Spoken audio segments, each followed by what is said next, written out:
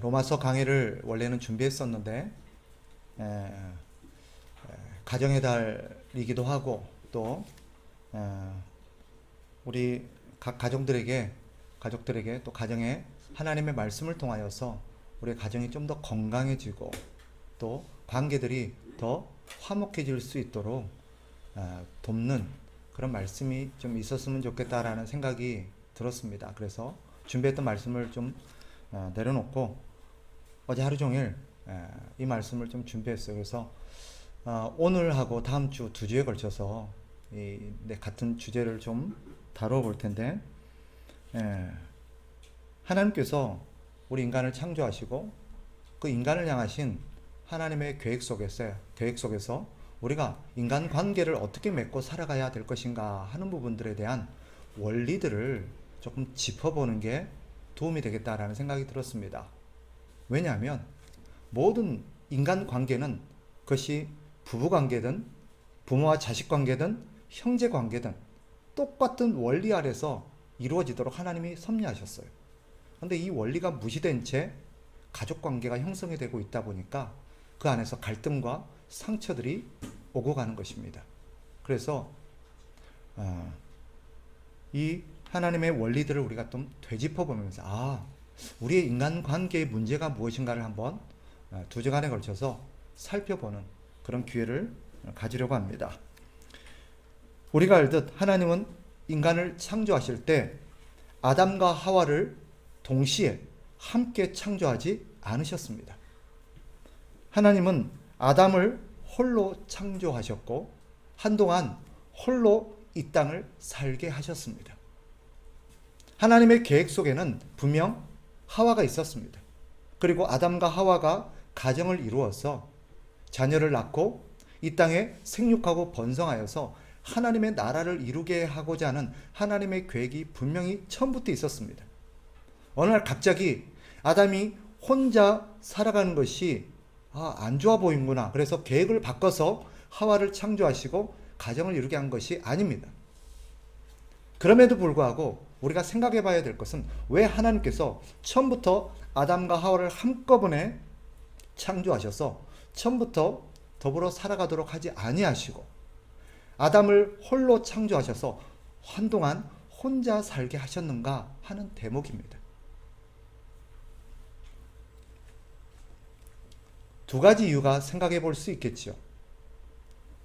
물론 많은 학자들이 아담이 혼자 있어봐야 공동체의 소중함과 나도 누군가가 필요한 존재이구나 하는 것을 깨달을 수 있었기 때문에 이런 어떤 동물들의 이름을 짓고 그 동물들이 짝으로 존재한다는 것을 깨닫게 함으로써 나도 혼자가 아니라 공동체로 살아가야 하는 것이구나 하는 것을 깨닫게 하기 위해서 그래 했노라고 얘기를 합니다. 저도 그 부분에 동의를 해요. 그러나 더 근본된 이유가 있습니다. 하나님께서 아담과 하와를 한꺼번에 창조하시지 않고 아담 혼자서 이 땅을 살아가도록 한동안 허용하신 하나님의 섭리 안에는 뭐가 있냐? 바로 인간관계에 있어서 가장 근본이 되고 중요한 관계가 인간과 인간의 관계가 아니라 인간과 하나님과의 관계라는 것을 가르치기 위함이에요. 그래서 한동안 아담은 다른 누구와도 아니라 하나님과의 관계를 위해서 일정한 시간을 보냅니다. 그리고 하나님과 어떻게 하나님을 섬기고 하나님과 어떤 관계를 맺으면서 어떻게 이 땅을 살아가야 되는지를 가르친 이후에 또 다른 동료 인간을 창조하셔서 가정을 이루게 하신 것입니다. 그러니 하나님과 인간의 관계는 모든 관계에 우선합니다. 이는 사람이 사람을 향한 본분보다 하나님을 향한 본분이 우선한다는 뜻이기도 합니다. 이것이 뒤바뀐 것이 모든 관계 갈등의 원인이 됩니다. 우리를 둘러싼 관계 속에서 빚어지는 갈등들은 대부분 하나님보다 사람을 우선하고 하나님과의 관계보다 사람과의 관계에 더 비중을 두고 살아갔기 때문입니다. 하나님이 배제된 관계는 갈등만이 남는다는 것을 인간이 놓치고 있는 이유입니다. 이 남편과 아내를 의미하는 히브리 단어의 의미를 보면 참 놀라운 대목이 나옵니다. 남편이라는 히브리어 단어는 이쉬입니다. 아내라는 히브리어 단어는 이수입니다. 그런데 여기서 이 단어에서 하나님이라는 단어를 쏙 빼버리게 되면 뭐가 남냐면 아유시라는 단어가 남습니다. 이 아유시가 뭐냐? 불이라는 뜻입니다. 재밌게도 어감조차도 아유시입니다. 즉 무슨 말일까요? 남편과 아내의 관계, 즉 부부관계를 완전하게 하시는 이 하나님을 그 부부관계에서 빼버리게 되면 뭐가 남아요? 불만 남아요. 그래서 하나님이 배제된 부부, 가정은 사실은 가정이 아니라 불꽃이 넘치는 전쟁터가 되는 이유가 거기에 있습니다. 따라서 우리는 하나님과의 관계가 바르지 않으면 부부와의 관계도 결코 바를 수가 없습니다. 이게 하나님의 원칙입니다. 하나님은 모든 인간관계의 근본이십니다. 우리는 혹 우리 부부와의 관계, 부모와 자식 간의 관계, 이 가족 간의 관계 속에 하나님을 제쳐놓고 가족들과의 관계를 우선에 두고 살아가고 있지 않는지 점검해 봐야 합니다. 그럴 경우 우리는 무슨 일이 벌어지냐면 하나님과의 관계 속에서 하나님께 기대해야 될 부분들을 누구에게 기대하냐면 가족들에게 기대하게 되어 있습니다. 즉 남편과 아내에게 하나님의 역할과 하나님의 어떤 그런 부분들을 기대하게 돼요. 성경은 우리에게 가르치는 바가 뭐예요? 사람은 섬김의 대상이지 믿음의 대상이 아닙니다. 그런데 많은 사람들이 배우자를 믿음의 대상으로 삼고 배우자를 하나님처럼 의지하며 살아갑니다. 그에게 많은 것을 기대하지요. 그러니 갈등이 생겨납니다. 하나님께 요구하고 하나님을 의지하면서 하나님께 우리가 기대해야 될 하나님의 역할을 남편과 아내에게 기대하니까 남편과 아내가 하나님이 아니에요. 그러니 결코 배우자를 만족시킬 수도 없고 그를 채워줄 수도 없는 거예요. 그 갈급함, 그 부족함을 배우자에게 요구하니 결국 뭐가 되는 거예요? 갈등이 일어나고 그 안에서 상처가 남는 거예요. 성경이 분명히 가르치죠. 배우자는 믿음의 대상이 아닙니다. 믿음의 대상, 우리가 의지하고 기대하며 살아가야 될 대상은 하나님뿐입니다. 우리의 배우자는 어떤 존재냐? 우리가 믿고 의지해야 될 존재가 아니라 섬기고 사랑하면서 돌봐줘야 될 대상입니다. 뒤에 가서 제가 왜 그런지 다시 말씀드리겠습니다. 그런 다음에 우리는 하나님께서 이 세우신 관계의 원리에 따라서 살아가야 하나님과의 관계뿐만 아니라 이 땅의 모든 관계들이 원만하고 화목하게 살아갈 수 있는 것입니다. 그러면 하나님께서 세우신 관계의 원리가 무엇인가? 특별히 오늘 시간상 부부관계에 국한시켜서 제가 좀 설명을 드리겠습니다. 원만한 부부관계, 바른 부부관계의 원리가 뭐냐? 세 가지입니다. 제가 2주간에 걸쳐서 이 세 가지를 말씀드릴 건데 오늘은 그 중에 첫 번째 근원이 된 한 가지를 가르칠 거예요. 이 세 가지 원리가 뭐냐? 첫째, 잘 들으셔야 돼요. 오늘 본문에서 가르치고 있죠. 하나님은 사람을 창조하실 때 하나님의 형상으로 모든 사람을 창조하셨다는 것입니다. 이게 첫 번째 인간을 이해하는 원리입니다. 다시요. 우리가 우리 배우자를 이해할 때 가장 근본적으로 이해해야 될 하나님의 원리는 뭐냐? 하나님은 우리의 배우자를 남편이든 아내든 사람을 창조하실 때 하나님의 형상으로 창조하셨다라는 것입니다. 두 번째, 하나님은 사람을 창조하실 때 남자와 여자로 창조하셨다는 거예요. 쉽게 말하면 내 남편, 내 아내이기 이전에 이 사람은 뭐예요? 하나님의 형상으로 지음받은 한 피조물이라는 것입니다.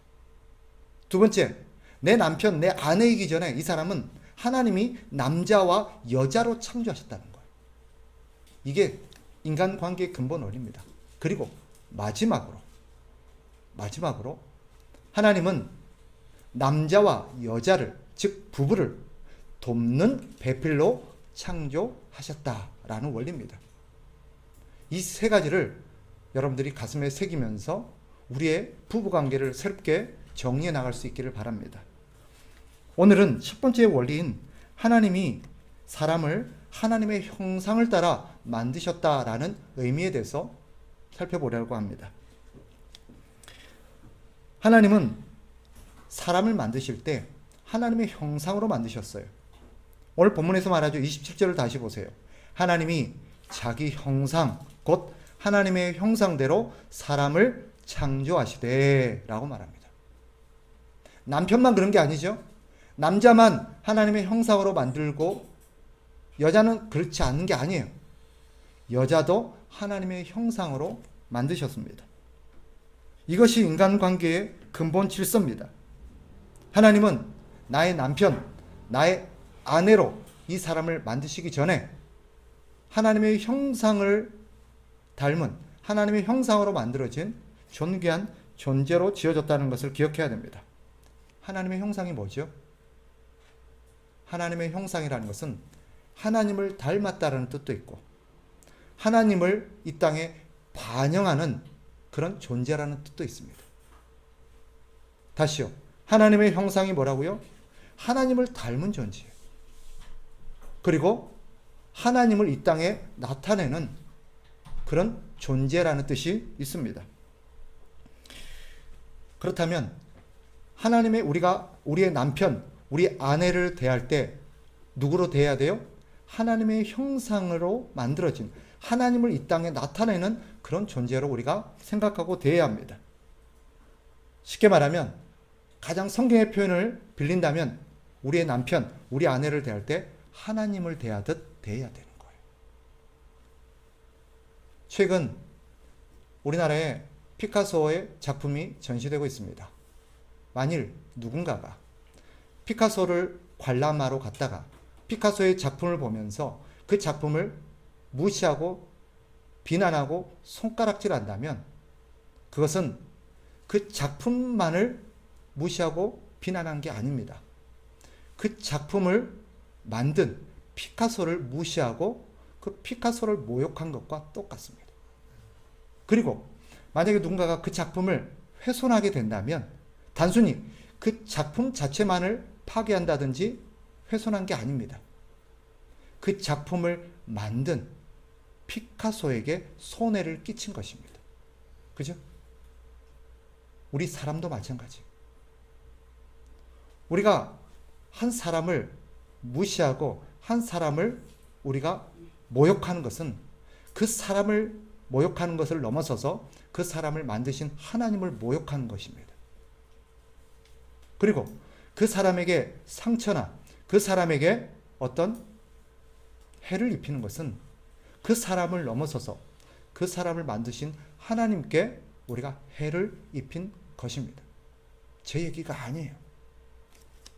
성경이 그렇게 가르칩니다. 성경이 뭐라고 말하느냐? 잘 들어보세요. 마태복음 25장 40절에 보면 이렇게 말합니다. 너희 중 지극히 작은 자 하나에게 한 것이 곧 내게 한 것이니라. 또 이렇게 말하죠. 이 지극히 작은 자 하나에게 하지 아니한 것이 곧 내게 하지 아니한 것이니라. 누군가에게 선행을 베풀어주고 자비를 베풀어 주신 것은 그 사람을 넘어서서 우리는 하나님께 선을 베푼 거예요. 누군가에게 베풀어줘야 될 사랑과 용서를 베풀지 않는 것은 하나님을 향해서 그렇게 하지 않는 것과 똑같습니다. 하나님이 그렇게 간주하세요.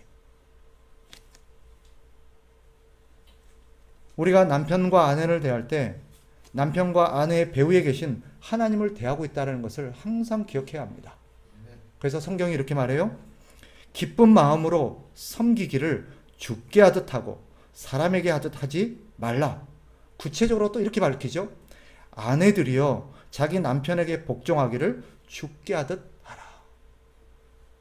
하나님이 명확하게 모호한 게 아니라 명확하게 밝히시고 선을 그으셨어요. 남편만 그렇다는 뜻이 아니지요. 아내도 그렇습니다. 남자는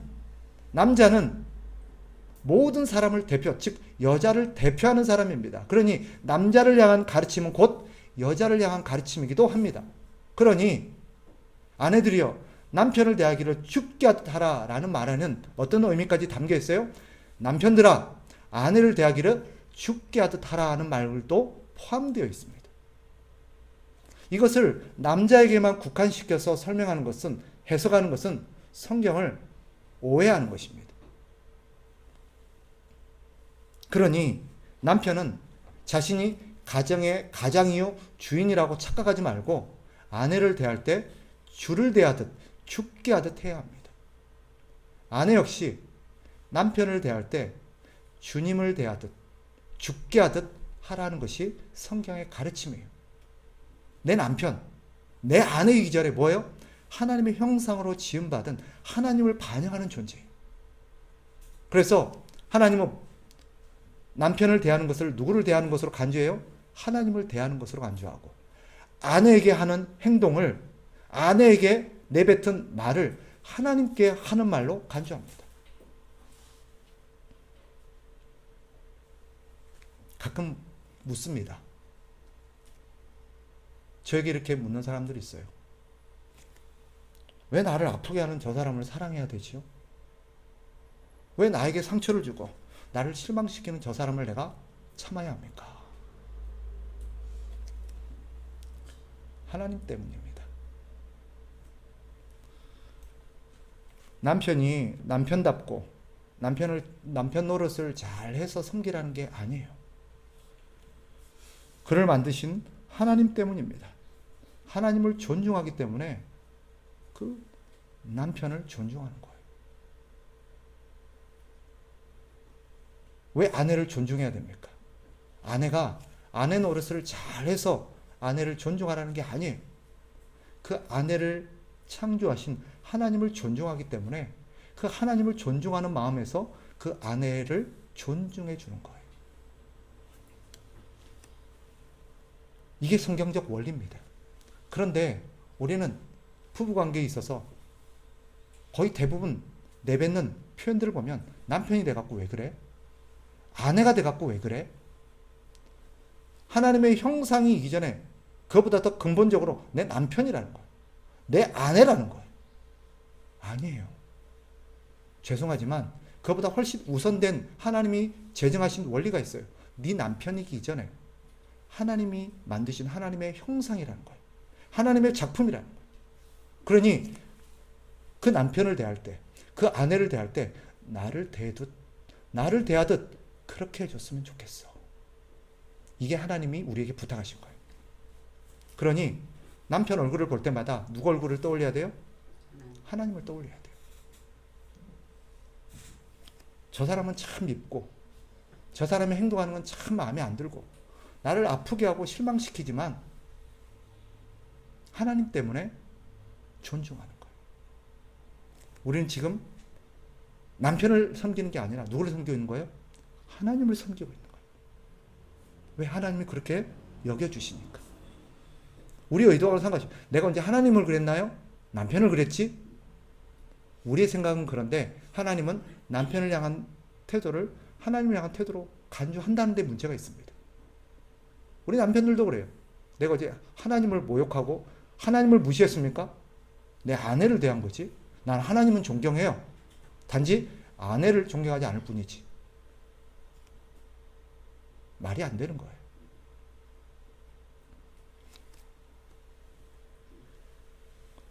또 한 가지. 성경의 가르침에 하면 우리의 남편, 우리 아내는 아직 미완성 작품이라는 것입니다. 완성된 모습이 아니에요. 하나님께서 우리 남편과 아내를 창조하시고 그 남편과 아내를 향한 어떤 그림이 있었어요. 그런데 아직 다 된 게 아니에요. 우리는 그 과정을 보고 있는 거예요. 지어져 가는 건물을 보신 적 있습니까? 흉물스럽지요. 때로는 사람들에게 불편을 주기도 하고 위험을 초래하기도 합니다. 그런데 그 건물이 다 지어지면 어때요? 멋지죠. 사람들을 유익하게도 하고 사람들을 도움을 줍니다. 배우자도 마찬가지예요. 우리의 남편, 왜 저래 모습이, 왜 저렇게 저래? 무슨 아내가 저래? 여러분, 아직 완성된 게 아니에요. 시간이 지나면 차츰차츰 하나님께서 우리의 남편과 아내를 향해서 갖고 계신 그 계획들이 조금 완성되어져 갈 겁니다. 이걸 우리가 성화라고 그러지. 나이가 60이 넘었는데요. 나이가 70인데요. 아니에요. 아직 완성이 안 됐어요. 완성이 안 됐어요. 나이가 문제가 아니에요. 물론 연륜에 따라서 점점 더 완성되어져 가야 하는 것은 분명한 사실입니다. 그런데 어떤 사람의 경우는 우리가 이해할 수 없지만 공사가 더뎌요. 공사가 더뎌요. 왜? 하나님 우리 생각에는 좀 빨리 완성해 주시지. 빨리빨리 좀 진행해 주시지. 왜 이렇게 더딘가?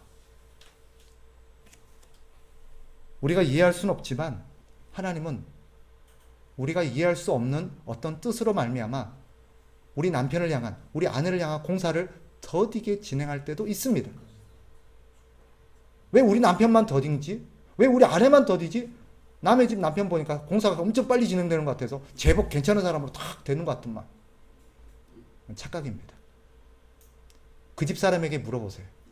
너 그 남편 이제 좀 개한나 데리고 살아봐라. 똑같습니다. 남의 집은 빨리 지어져 가는 것 같아요. 남의 자식은 빨리 커가는 것 같아요. 근데 우리 자식은 어때요? 안 크는 것 같아요. 우리 남편은 안 변하는 것 같아요. 똑같아요. 다시 한번 가슴에 우리가 새겨야 될 것은 아직 공사가 덜 된 거구나. 하나님이 아직 덜 만드셨구나. 하나님이 만들어가고 계시는 중이구나. 이것을 잊지 마십시오. 그래서 아직 미완성, 모난 우리의 남편, 우리 아내의 모습을 볼 때마다 뭐라고 생각해야 돼요? 이거 빨리 완성되면 좋겠다. 저 사람이 하나님이 기대하셨던 어떤 모습으로 완성된다면 얼마나 멋있을까? 얼마나 예쁠까? 얼마나 아름다울까? 기대하면서 우리는 기다려야 돼요. 그죠? 공사도 다 때가 있는데 오늘 공사 시작해놓고 내일 빨리 안 지어서 못 들어가게 한다고 따지면 됩니까? 세상의 건축에도 원리가 있듯 하나님의 건축에도 원리가 있고 절차가 있고 때가 있는 법입니다. 그러니 우리는 그때를 믿음으로 인내하셔야 돼요. 한 가지 더. 우리가 또 하나 명심해야 될 게 있습니다.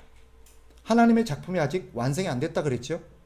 그런데 그 작품을 만드시는 분은 우리가 아니라 하나님이에요. 즉 우리의 남편을, 우리 아내를 어떤 모양으로, 어떤 모습으로, 어떤 목적을 향해서, 어떤 존재로, 어떤 성격을 가진 사람으로 만들지는 하나님이 결정해요. 그런데 우리는 가끔 우리가 결정하려고 해요. 내가 원하는 사람으로 만들려고 해요. 내가 원하는 모습으로 빚으려고 해요.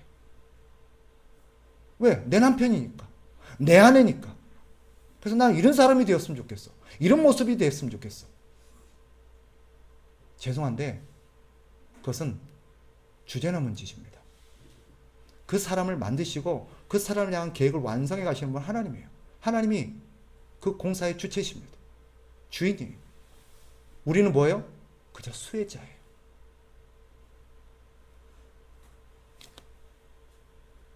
그래서 우리가 가끔 성경에서 가르치듯 남편과 아내를 뭐라고 표현합니까? 선물이라고 표현하기도 합니다.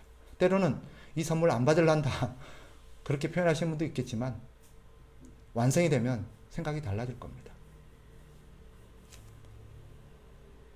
다시 한번 말씀드립니다. 우리의 남편, 우리 아내를 어떤 모습으로 어떻게 만들어갈지는 하나님이 결정하세요. 내가 원하는 모습으로 빚으려고 하면 안 돼요. 특히 우리 부모님들이 자식을 그렇게 대하죠. 그죠? 내 자식이랍시고 내가 원하는 모습으로 키우려고 해요. 너는 이런 사람이 돼. 너는 이런 모습이 돼야 되고 이런 성격을 가져야 되고 이런 취미와 이런 능력과 이런 직업을 가져야 돼. 죄송한데 아닙니다. 내 자식이기 전에 내 자식의 소유권은 하나님께 있습니다. 우리의 자녀가 어떤 모습으로 어떤 사람으로 성장할지는 하나님이 결정하십니다. 그렇다면 이런 하나님의 섭리와 하나님의 창조 질서에 따라서 우리는 어떤 태도로 우리의 남편, 우리의 아내를 대해야 하겠습니까? 답이 나오지요. 우리는 우리의 아내를 대할 때, 우리의 남편을 대할 때, 내 남편, 내 아내이기 전에 하나님의 형상으로 지음받은 하나님의 피조물이요, 존귀한 하나님이라고 우리는 생각해야 합니다. 그래서 남편을 대하기를 하나님을 대하듯, 아내를 대하기를 하나님을 대하듯 해야 합니다. 내 남편이라고, 내 아내라고 함부로 하면 안 돼요. 하나님 그것을 누구에게로 한 것으로 간주한다고요? 하나님. 가끔 남편을 향해서, 아내를 향해서 막 언성을 높이고 삿대질을 하고 험한 말을 쏟아내는 분들을 봅니다. 그런 생각이 들죠. 뒷감당 어떻게 하려고? 하나님이 책임을 물으신다든지 지금 하나님을 모욕하고 있다는 걸 저 사람이 알까? 그래서 남편을 모욕하고 아내를 모욕하고 무시하는 것은요, 하나님을 모욕하고 무시하는 거라는 것을 기억해야 됩니다. 우리가 남편과 아내를 존중해야 되는 이유는 그 뒤에 계신, 그를 만드신 하나님을 존중하기 때문이라는 것을 가슴에 새기고 목구멍까지 올라오고 화가 날 때도 우리는 항상 그렇지, 내가 어떻게 저 사람 보고 사나, 하나님 보고 살지. 그리고 아까 말씀드렸죠, 그러면 이 사람은 우리가 섬기고 사랑하고 돌봐줘야 될 대상입니다. 그것은 다음 시간에 제가 다시 구체적으로 말씀드릴 거예요. 분명한 것은 우리의 남편이기 전에, 우리 아내이기 전에 하나님의 작품이라는 것을, 하나님의 명예, 하나님의 영광, 하나님의 뜻이 담겨있는 존재요, 우리의 가정에, 내 삶에 하나님을 반영하고 하나님을 잘 섬기라고 보내신 하나님의 대리인이라는 것을 명심해야 합니다. 또 한 가지, 아직 완성이 덜 됐다는 것을 항상 기억하십시오. 그러니 지어져 가고 있고 완성되어 가고 있는 과정이라는 것을 기억하고, 그가 아직 완성되지 않았음을 우리는 감안하면서 기다려야 합니다. 내가 원하는 모습으로 만들려고 하면 안 돼요. 그러면 갈등이 빚어져요. 갈등이. 마지막으로, 그럼에도 불구하고 이걸 다 알아요. 동의도 해요. 그리고 이제 기다려야겠다는 생각도 해요. 그런데 때로는 감당할 수 없는 아픔이 있을 때가 있어요. 왜? 나만 이렇게 생각하는 거 같고 상대가 나처럼 생각하지 않는 것 같고, 상대는 내가 하는 것만큼 어떤 부부관계에 있어서 자신의 어떤 태도나 모습을 보이지 못할 때가 있어요. 왜? 부부관계가 신앙의 성장 수준이 똑같지가 않기 때문이에요.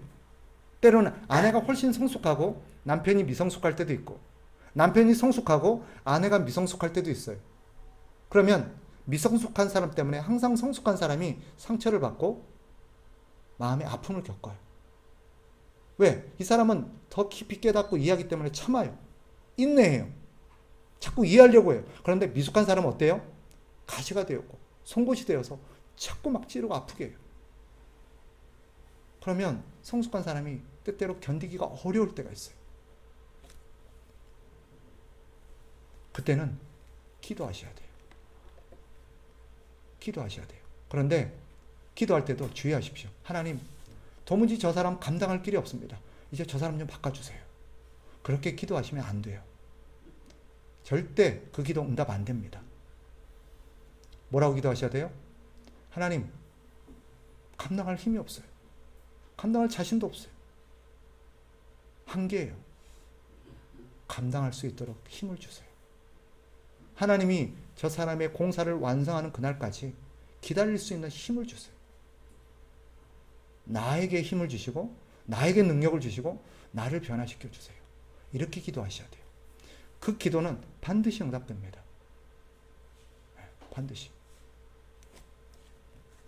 그러면 하나님이 감당할 은혜를 주시고 놀랍게도요, 우린 시간이 지나서 중요한 사실 한 가지를 깨닫게 됩니다. 남편이 성숙되어져 가고 완성되어져 가는 가정에 나도 함께 지어져 왔구나라는 것을 깨닫게 돼요. 그리고 두 사람의 공사는 맞물려 있다는 것도 깨닫게 됩니다. 희한해요. 이 사람과 상관없이, 아내와 상관없이 남편의 공사가 완성이 될 수 없어요.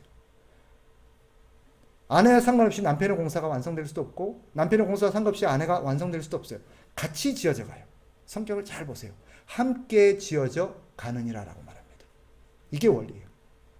그래서 서로 지어져 가는데 서로 하나님이 도구로 사용하세요. 그러니까 이 진리를 믿으면서 다시 한번 오늘도 하나님 앞에 감당할 수 없는 배우자를 바라보면서 하나님 앞에 기도하십시오. 하나님이 완성하는 그날까지 감당할 수 있는 힘을 주세요. 부쩍 자라고 부쩍 완성되어 있는 우리의 모습을 더 발견하게 될 겁니다. 이런 은혜가 저와 여러분에게 있기를 주의 이름으로 축복합니다. 기도하겠습니다.